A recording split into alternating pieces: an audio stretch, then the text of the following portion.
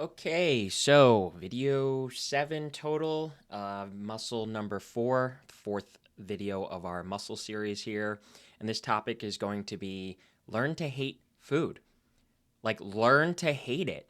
You have likely been somebody who your entire life hasn't been able to figure out how to establish a good relationship with food.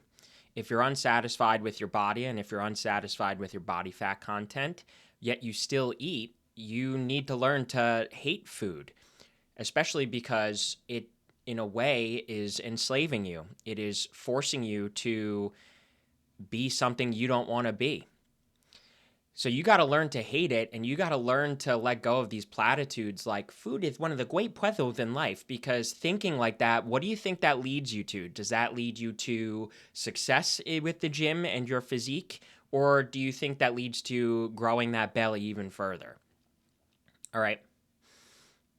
So you got to learn how to hate food, and we're gonna go over this a couple different ways. We're going to firstly start off with how can we do this, right? So we're going to start off with where our love for food comes from. All right, where that comes from. And if you've listened to me before, you already know where I'm going to take that, but it's good to hear over and over again to get it through your head. Why that's a problem, as I just kind of alluded to, and what to do about it. Most specifically, how to override your most basic instincts and habits. All right. So let's get started. All right. So where love for food comes from. So people speak of food with this faux love for it, this masqueraded spirituality of it's some sort of value or something like that, or it's like one of the great pleasures of life. But there's something so cringe and insufferable and off-putting about that, and that's because there's no such thing as really actually spiritually loving food per se. Really, what that comes from is our most basic hunter gatherer instincts. I've mentioned quite a few times, but it is so important. Our most basic hunter gatherer instincts that were applicable up to 10,000 years ago are as follows. Your brain evolved reward dopamine circuitry for the input of energy and the conservation of energy. And it evolved a negative feedback loop for the output of energy and the in conservation of energy. So, what does that mean? In short, you look at nature, you look at the existence of life and everything, and basically everything operates on this energy cycle of I have to output energy to get energy in the form of food, whether that's hunting or gathering. I then ascertain energy from that food. And then to conserve that energy, I try to lay around and fuck off all the time. Now, what's remarkable about this is that that reward circuitry is actually a hindrance in the way modern society works because humans evolved a frontal lobe, which made them able to solve more increasingly complex problems, which means that what comes with that is the conservation of energy in a relatively good way of setting up systems and societies such that we don't have to hunt and gather all day. Or if we are hunting and gathering, there's ways to yield way more than you could just with your bare hands via tools or machines or whatever. So 10,000 years ago, that took the form of the agricultural revolution, which is we figured out how to grow crops, which means we didn't have to go foraging for crops. We could grow them and we could manipulate how we grow them such that we could yield massive amounts of crops, so much so that it's, say, I don't know, you would take 10 years worth of foraging or whatever to accumulate that much. So that's a pretty powerful thing, but we might have evolved a frontal lobe that enables us to solve these complex problems, but our brain's most basic circuitry in no way caught up to that. Fast forward to the Industrial Revolution, and we have increasingly easier ways to accumulate food, so much so that you don't even have to get up anymore. you can just order it from your couch or whatever, and it comes delivered to you. And the most you'll have to take is 5 steps for a meal that would have taken a hunter gatherer 2 weeks of hunting to try to get. So that's where this comes from, and it's very powerful. It tells you all day, every day, you're going to die if you don't eat. You're going to die if you don't thweep, get your precious thweep in. So it's certainly natural to have fallen victim to this survival instinct. And in a way, it still needs to be there, because otherwise, if you let your frontal lobe take total control, you'd forget to eat a lot of the times. I actually do that a lot. And, a further problem with that is that we've managed to accumulate traditionally or naturally scarce foods such as sugars and fats. We've managed to accumulate them in mass quantity. And those reward circuitries for those foods evolved to be particularly strong because they are super calorie dense and they are super useful to the body.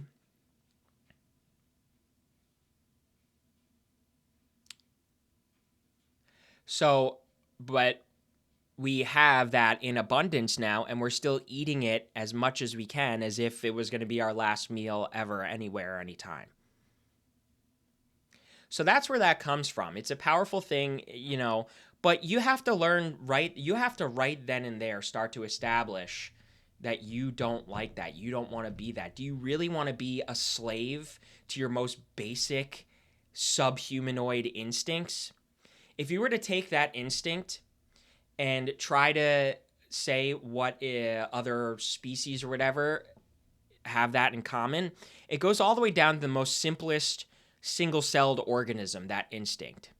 So you have been gifted with humanity, and you're choosing with it to be about as complex as a single-celled organism.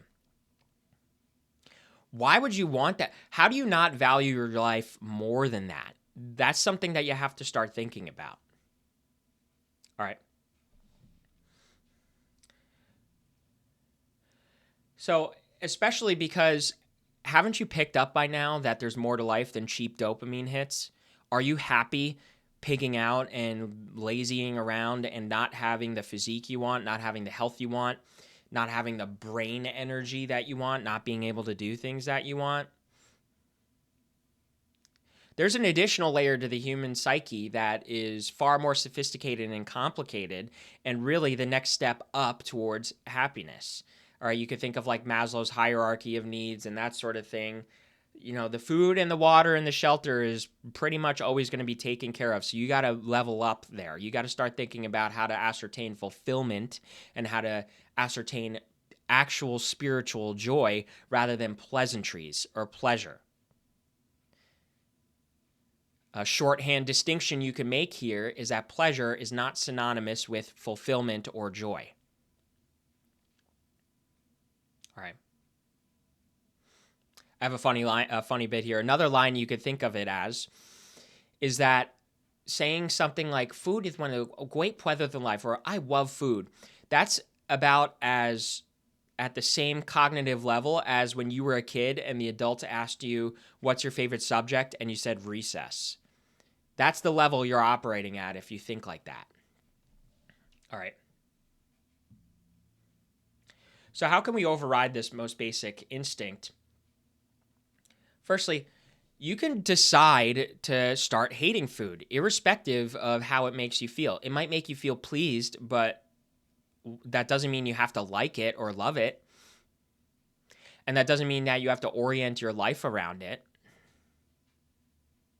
You can decide, like in the face of hunger, you can just decide not to eat. Just because you feel hungry or you feel like you want to eat some sort of sugary dopamine thing doesn't mean you have to. Your feelings are not your decision maker. You are your decision maker. So make the right choice. And separate your life orientation and away from pleasure and dopamine and from, stupid, simplistic things like food, and develop a vision for what you want for your life in terms of joy. What do you think is going to make you feel happier? Eating that, garbage that you're about to eat or whatever? Or take a look at some of my pictures and all that. After years of discipline and hard work looking like that, how do you think you're going to feel about yourself with the latter versus the former? The latter is much more so a pathway to happiness. All right. So, and this goes for any sort of feelings, right? You can decide, you can decide not to stress out about things. You can decide not to eat in spite of your hunger. That's precisely what it means to be disciplined. If it's distracting you, find something else to do. That's another why actually the tunnel vision on spiritual fulfillment is so important, because if your mind is constantly orienting on something that isn't fucking food and pleasantries, it's actually going to become remarkably easy for you to not eat and to ignore any of those feelings, or for your body to not even generate those feelings. Especially with hunger, a lot of times people don't realize hunger doesn't mean you're about to die. Hunger oftentimes is a hormonal signal which is in response to your daily routine. So if your daily routine is eating all day, every day, your body is going to just think, just pick up on that and start to signal to you hunger, because that's when it thinks you're supposed to eat, or that's what it thinks your current environment is. Okay? Now, I want to make a side note here, because I talk a lot of times with this fierce aggression and kind of passion with this type of thing, and telling you, be disciplined and don't be a fucking pig and that sort of thing. But I want to take a side note here. This doesn't mean shame yourself into complete and total oblivion. I've had this conversation with quite a few friends before, and I noticed that people somehow sort of resort to another feeling, which is the feeling of shame, to then engineer their behavior the way they wanted to. But shame is also a problem, because firstly, shame makes you think more about the bad habit, say, than it should. Meaning that if you think more about the bad habit because you're constantly shaming yourself over it, you're going to increase or remain at the same consistency of that bad habit, because you're constantly thinking about it. The true way to rid yourself of a bad habit is for it to leave your mind, leave your routine, leave your headspace, including where it pertains to shame. So this doesn't mean shame yourself into oblivion. What this means is so for example, with something like this, with the food or with the gym or whatever, step one is to recognize that this is going to be a years-long process in which countless times in between you're going to eat junk or whatever and that sort of thing.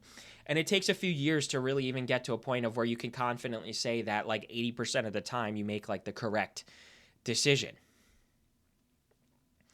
The second layer to it is that you're never going to reach 100% there, and that's not to doom and gloom, but that is to say that if you made the 100% correct decision every moment of every day, you'd be a robot. You might know a little bit about me. I'm doing my master's in mathematics right now. I can guarantee you that me, and I've even seen some of my 50-year PhD professors, if you're writing by hand, quite a few calculations, eventually you're going to get one or a handful of them wrong. But if you were a calculator, you wouldn't. Excuse me. Presuming it's an arithmetic calculator, or presuming it's one of those more sophisticated calculators or something. But you get the idea there. You're not a robot, so don't shame yourself for not being one. You have to acknowledge the human condition that is that you're not going to be 100% correct 100% of the time. So what this does mean is, don't shame yourself into oblivion, but you have to say and acknowledge that XYZ decision with food or whatever is incorrect. And you have to pledge or promise to yourself you're going to try to do better, or you're going to do better. And then if you don't do better, you try and you try again.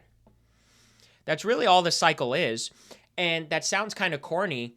And let's not take that into oh, I'm doing the wrong thing. Oh, I'll try again, or Okay, my diet starts tomorrow for real. Don't turn it into that fucking bullshit.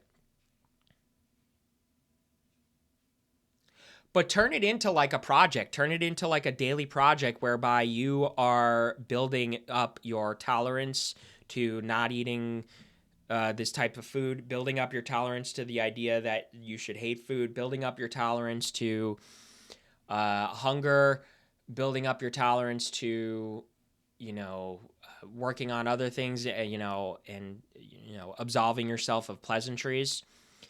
It kind of is another subset of the gym arc. The gym arc is you're building up, it gets broken down, and then you get repaired, and then you build up again, and so on and so forth.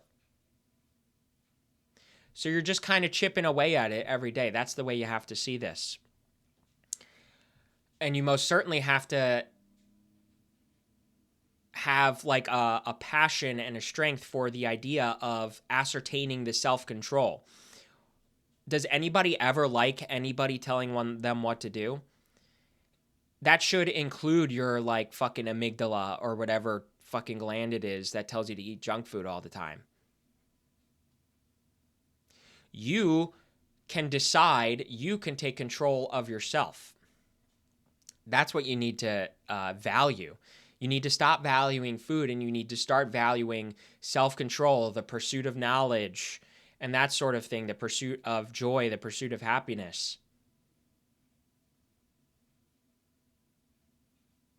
All right. Let's see. Let me double check my notes here.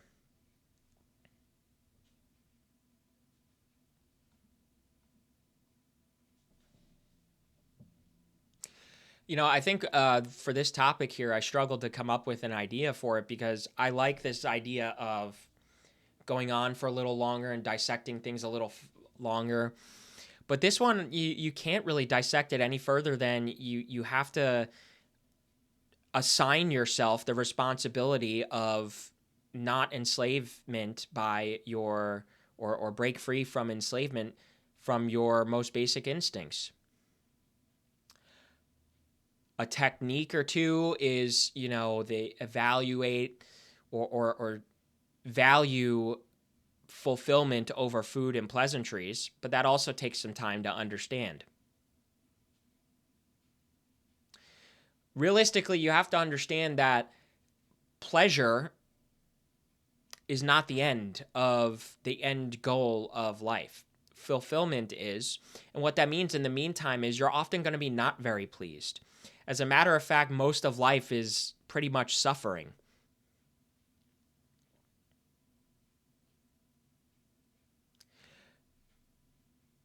But imagine what's on the other end of that. You're not ashamed of yourself because you do the right thing. You don't feel like a worthless pig. You feel confident. You feel like a member of the world. You feel like you're on a pursuit of doing something real, something, bigger than you, so to speak. And you're not going to get there by loving food. You're not going to get there by food being one of your great pleasures in life.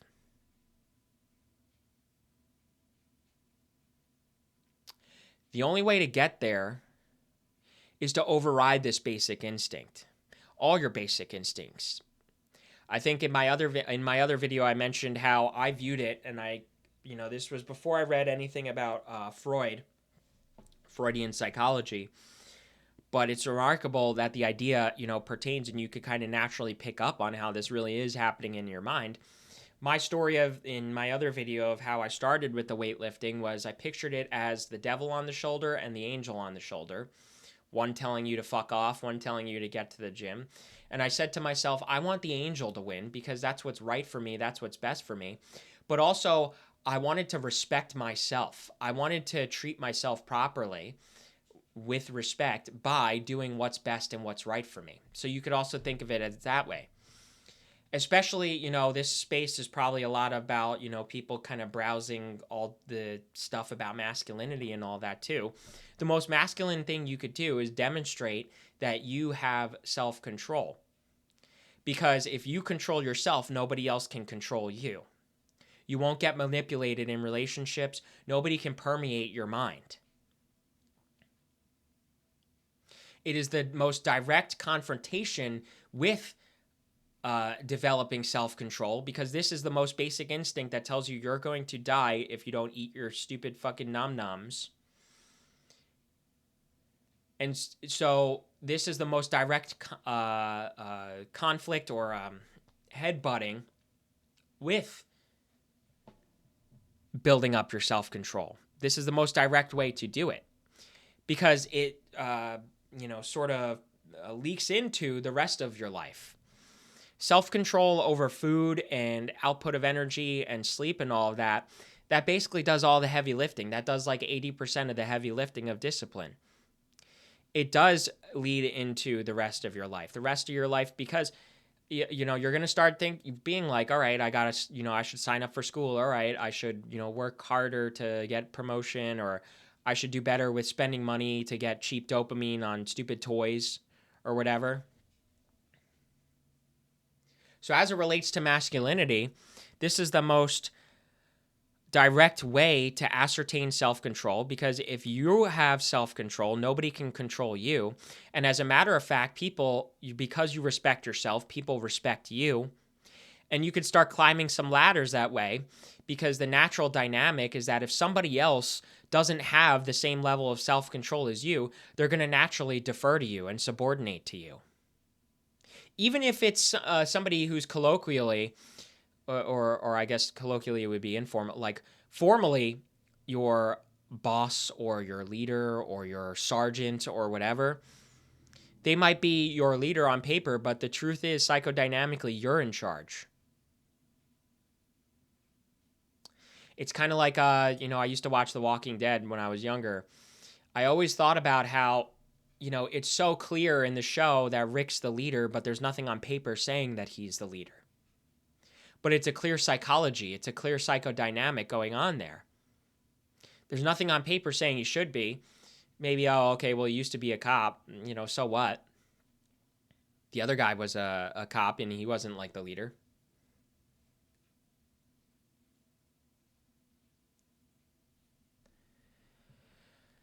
So if you're just like in this state of shame and self-hatred and all that, don't shame yourself into oblivion, but just take the actions necessary.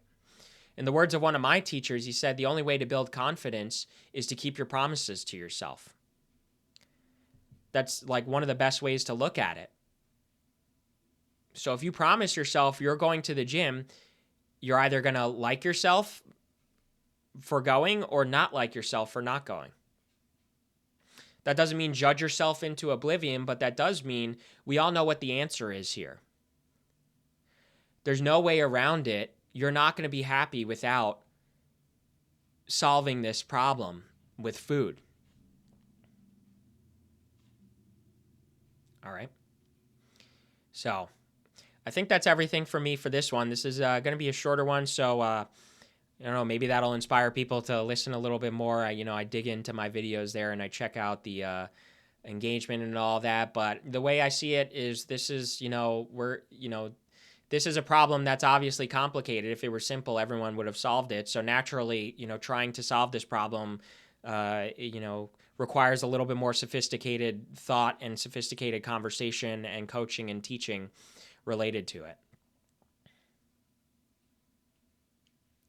So to summarize, to relate it to Marchese methods, my slogan here, which it always kind of leads back to, is that you can think of what the prize is in the end, the physique, the confidence, the joy, the fulfillment, and you got to keep your eyes on it. Keep your eyes on the prize. Loving food and loving dopamine and alcohol and that sort of thing is not having your eyes on the prize, and you will not find your fulfillment doing that. Everyone in the world has tried. Do you think everyone who's fat and pigging out and then, drinking alcohol and all of that, do you think they feel like they found their fulfillment? For years and years and years, people have been trying it that way, and nobody seems to be happy. Nobody seems to be satisfied. All right. So learn to hate food by keeping your eyes on the prize to find your fulfillment. That's going to be everything. If you want more tailored one-on-one coaching specific to you, or one-on-two or one-on-three, head on over to my website, marchesemethods.com. We'll, talk it out. We'll sort it out. I kind of organize it as a little bit like of almost a borderline therapy thing, because, a lot of people get this, this, jittery cringe over the idea of therapy or therapeutic techniques and all that. But realistically, it is digging into your mind, analyzing it, unpacking it, and then retraining your neurons to go into different pathways to generate the behavior that you want. So you can imagine one-on-one coaching with me is I'm going to take a look at how you think, and we're going to go over everything, and it's going to be like a back and forth. And because the information's all out there. We all know what we got to do. We got to get to the gym, but nobody does it. So this is clearly a behavior and psychology problem rather than an information problem. So that's how I'm orienting this.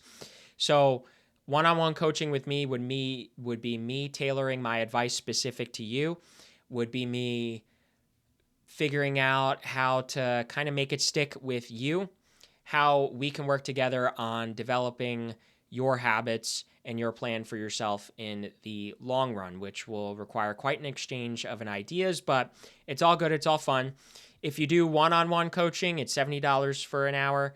But I set myself up so that if you have friends with similar goals and all of that, we could do a little bit more of a group session. And the price per head decreases every time, with one-on-three being $150 for the hour. But it's one-on-three plus. So if you have 4 or 5 people, then you further save some money with that. So that'll be that. marchesemethods.com. Appreciate everyone watching. Appreciate, the engagement. I'm a little bit more popular on Twitter, actually. So check me out on Twitter, although I've been reply guying a lot. That's kind of how you have to build from the start. And, Twitter is kind of all politics, so you have to dissect, get into politics there. But politics is inextricable from your life and your livelihood anyway. So x.com/marchesemethods, marchesemethods.com. My Instagram is instagram.com/marchesemethods. So thanks for tuning in, and I'll see you next time.